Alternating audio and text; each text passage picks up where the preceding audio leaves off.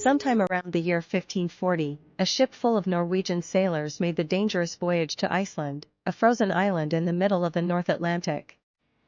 Their boat was lashed by wind and rain and tossed around like a cork on the towering waves. The storm went on for days, blowing them far off their course. Finally, when all seemed lost, the storm lessened a little and they sighted land in the distance. They managed to beach their boats through the rough waters in a small cove choked with ice, and there, they waited for the remainder of the storm to blow over. They didn't know it then, but the storm had blown them right across the Atlantic Ocean. The coast they now sheltered on was in Greenland. They spotted something not far from their boat, a man, face down, dead in the snow. They turned the man over and saw with surprise that he had red hair and pale skin. He was a Norseman just like them, but he was dressed in the clothes of an Inuit hunter. Moved by the sight of this man, the sailors took his knife, and when the weather cleared, they set sail back to Iceland, taking the knife with them. Who was this Norseman so far from home? Why was he dressed in the clothes of an Inuit hunter? In this episode, I want to look at one of the most unlikely tales of a society's fall, the incredible saga of the Vikings of Greenland.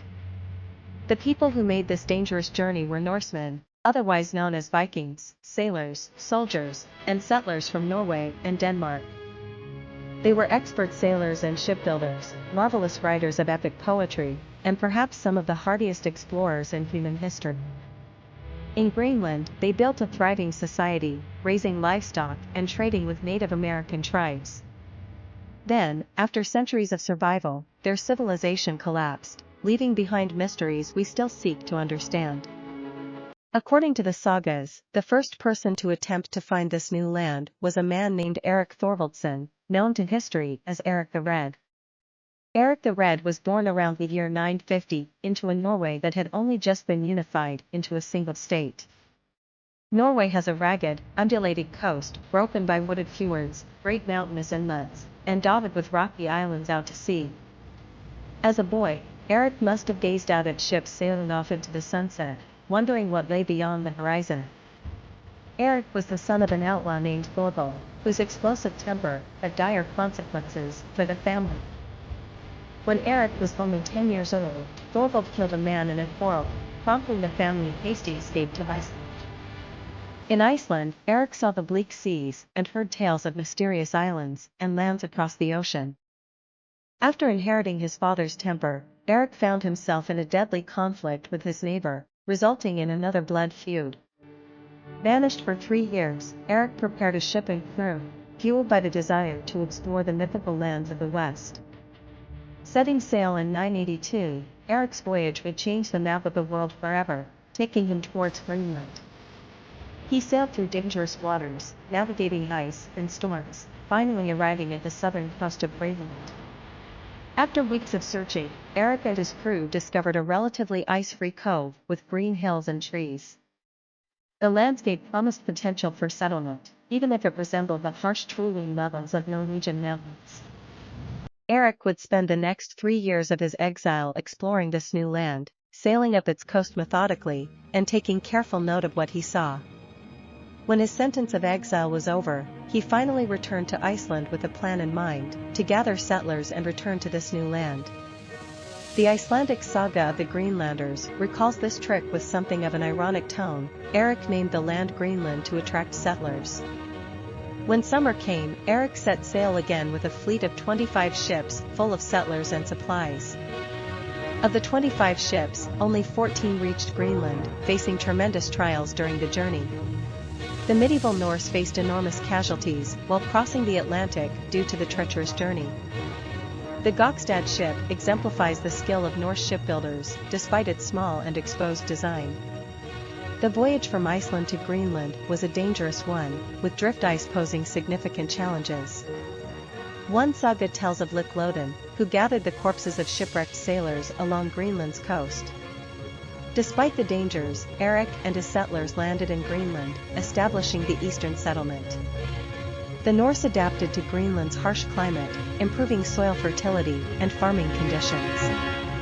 Life was hard in Greenland, with average summer temperatures never exceeding 10 degrees Celsius.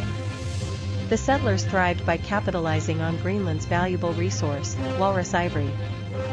Ivory was highly prized in medieval society, leading to wealth for the Greenland settlers. This single boatload of tusks was equal to the cost of nearly 800 cows.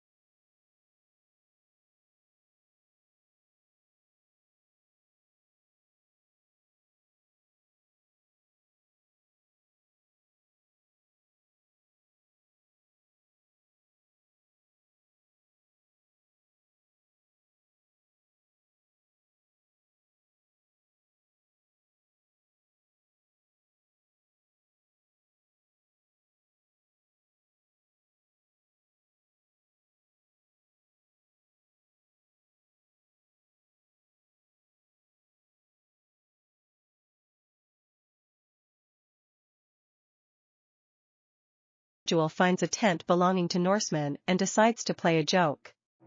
He knocks on the tent, causing silence inside. The Norsemen fall silent inside, but when he peeks in, they shriek in fear and flee across the thin ice, tragically drowning when it breaks beneath them.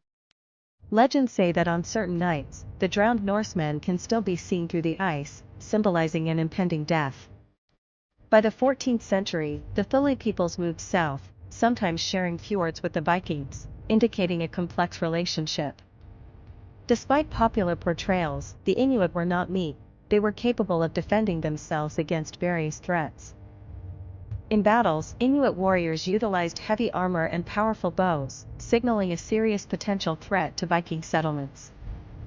Historical records detail an attack in 1379, where the Thule assaulted the Viking eastern settlement, showcasing tensions between the groups. Despite conflicts, there was a tradition of trade between the Norse and Inuit, with various items discovered in excavations. Norse items like iron and cooking utensils found in Inuit sites suggest extensive interactions beyond mere conflict. Leif Erikson, son of Eric the Red, is believed to be the first Norseman to reach North America before Columbus. Dispatched to convert Greenlanders to Christianity, Leif ended up discovering a new land with wild grapes and food supplies. Upon returning to Greenland, Leif organized an expedition, landing in places he named Helgeland, Markland, and Vinland. The settlers spent a winter in Vinland, gathering timber and grapes, which sparked further exploration among the Norse. Leif's brother, Thorvald, also sought to explore Vinland but met with tragedy when he attacked indigenous Americans, leading to conflict. After a series of unfortunate events, the Norsemen retreated back to Greenland, signifying missed opportunities for colonization. The Norsemen established temporary camps in Canada, often wintering, before returning to Greenland. One confirmed Norse site discovered in North America is Lonsaux Meadows in Newfoundland. In 1960, George Decker led archaeologists to this site, thinking it was an old Indian camp. Excavations revealed buildings resembling Viking structures in Iceland and Greenland. 8 buildings were found, potentially housing up to 150 people, along with Viking artifacts. No burials or signs of agriculture were found, but there was evidence of a carpentry workshop and an iron forge. The site likely served as a way station for repairing boats and gathering resources. The Greenlanders lacked resources to establish a permanent settlement in America. The western settlement was the first to fall, and its last sighting was in 1341. Ivar Bardisson's journey revealed the ruins of the settlement with no sign of its inhabitants.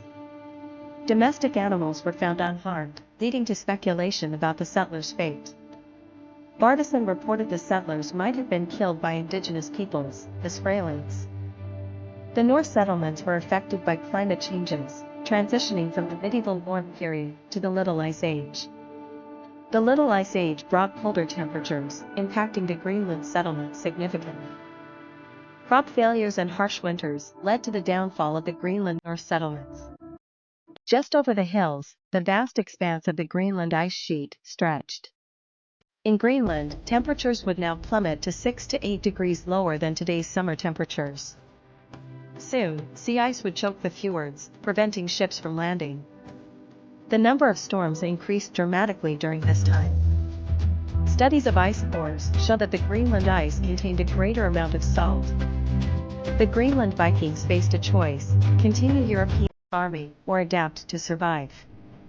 Historians once assumed the Greenland Norse did not adapt and died when conditions worsened.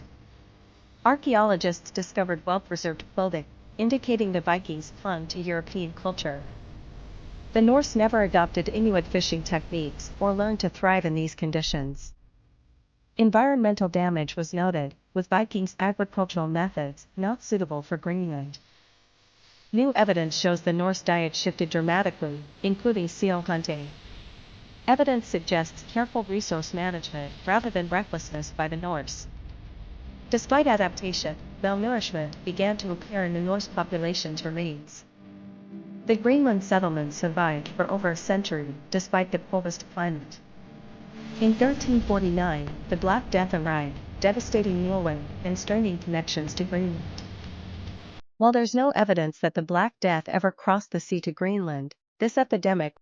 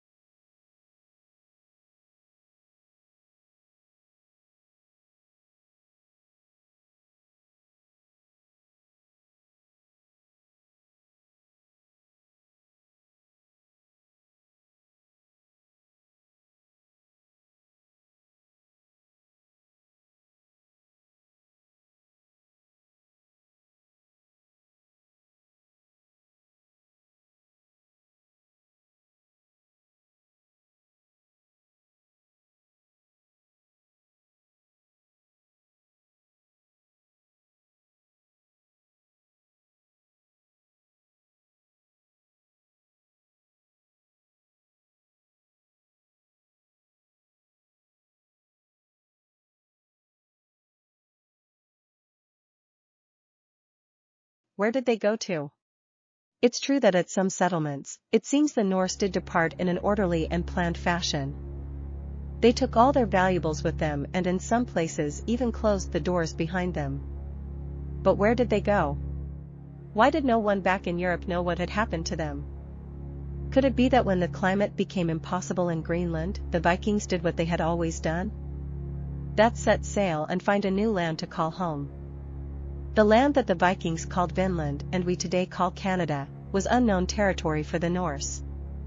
But it's worth remembering that it was a much shorter journey than the voyage back to Norway or Iceland. With Arctic ice flows and the activity of pirates worsening, this might have been a major factor in their decision.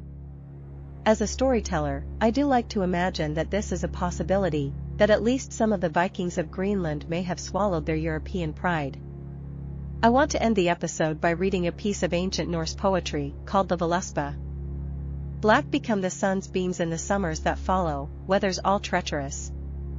Thank you once again for listening to the Fall of Civilizations podcast.